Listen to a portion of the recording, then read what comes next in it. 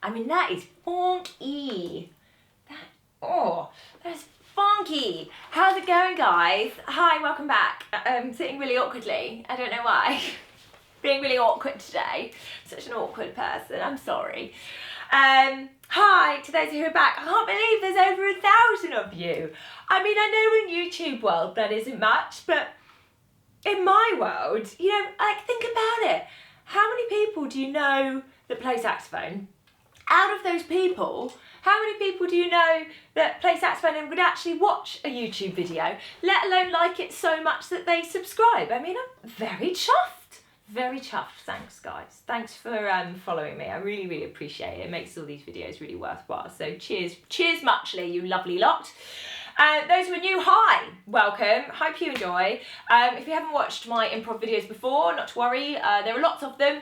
But this one's on something a bit different. So I've pulled 3 videos in one actually, which is a bit cheeky, but I get so many requests now that I'm struggling to fit it all in. So basically this video is going to be a little bit for beginners, and I'm going to talk about how to get soloing within about 5 minutes. So we'll get on that in a sec. And it's also going to be for some of you more advanced players, like I'm going to give you a couple of tips on how I play over that style of music, the kind of funky house. And then the very special dude who requested that particular song because he wanted to learn the sax line. If you want to watch Beachside Lover, Josh Tobias, which is an exceptionally cool tune. I'll put the link to that in the description box if you want the original track to have a jam over. So beginners, we're going to start off with 3 notes. You may or may not have learned them, so I'll quickly show you. We're going to have A, which is your 2 fingers, B, which is your 1 finger, and C sharp, which is no fingers. So I figured that was a nice, easy place to start. Just literally left hand, hi lefty. And we're going to start off with just like a 1-note solo. So the main thing, especially in this style of music, is just kind of getting a groove and getting something rhythmical. So you advanced players, like, listen up to this as well and do the same exercise.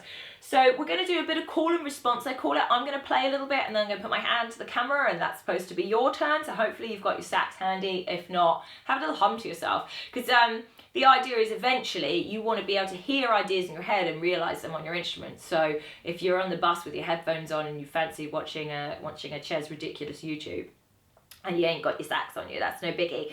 Still have ideas in your head or even hum quietly to yourself, and they will translate to the instrument when you get home.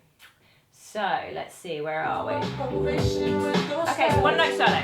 We're just going to take your A.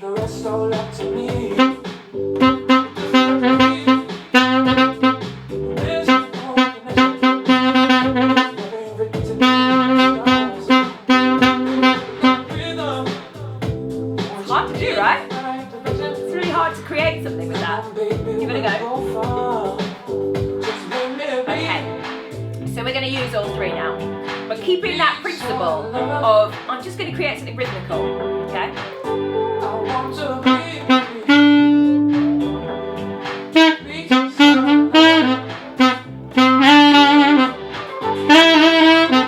I still cheated a little bit because I put the odd C in there. But you get the idea, you'll go. I'm supposed to be playing. I didn't do the hand gesture.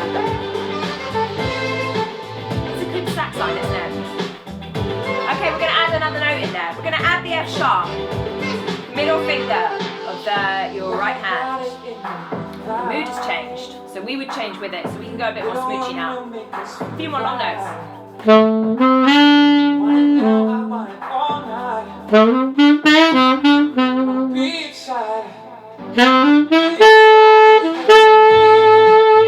You'll go.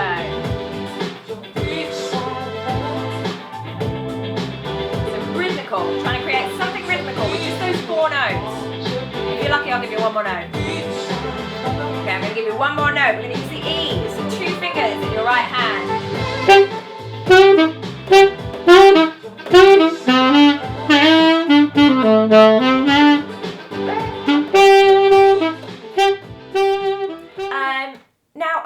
common pitfalls, especially with beginner improvisers. First of all, space. Don't feel like you always have to play.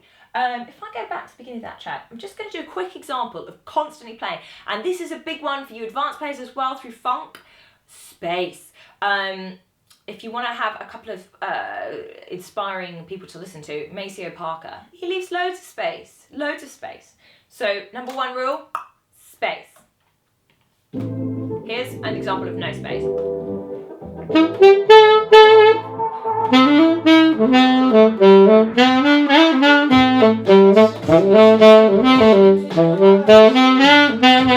Here's one with space.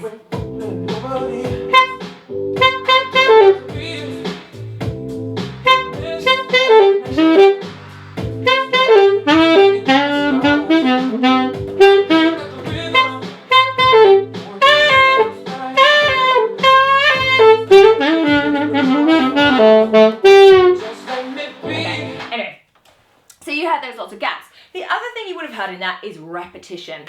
You don't have to be constantly moving. If you get something you like, for God's sake, use it again. Come back to it. People love hearing things that repeat. I mean, look at pop songs these days.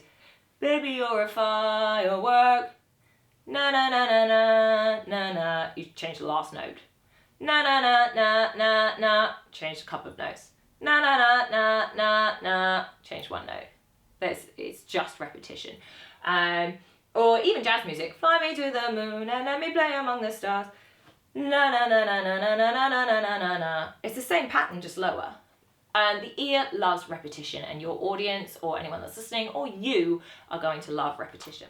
Okay, so hopefully that was only about 5 minutes of me rambling and getting you soloing for the first time. Please do look at my other videos. Improvisation 1 will start you right off from scratch and give you a bit more detail.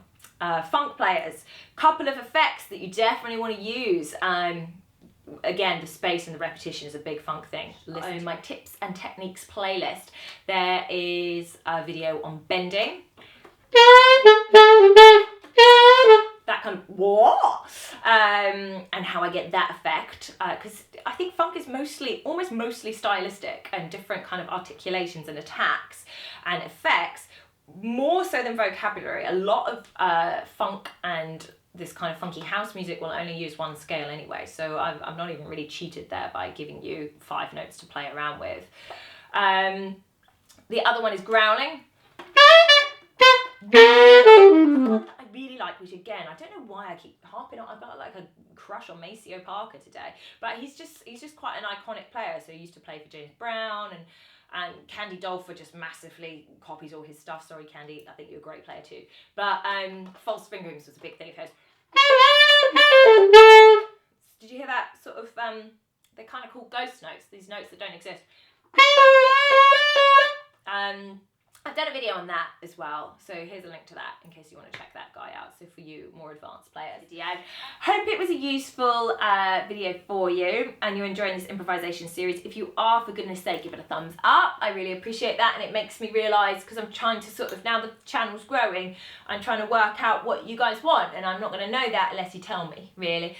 So do comment, do thumbs up, do make requests. I love hearing from you in any shape or form, actually, even if you're just telling me, you know, you're ridiculous. That's fine. It's nice to hear from you.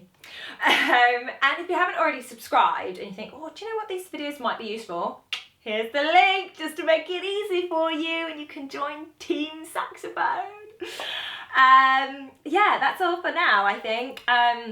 I've done loads on these improvs recently, so that playlist is really growing. I should probably focus a little bit more. If you are a beginner or something, you feel like I don't do enough beginner videos, please tell me.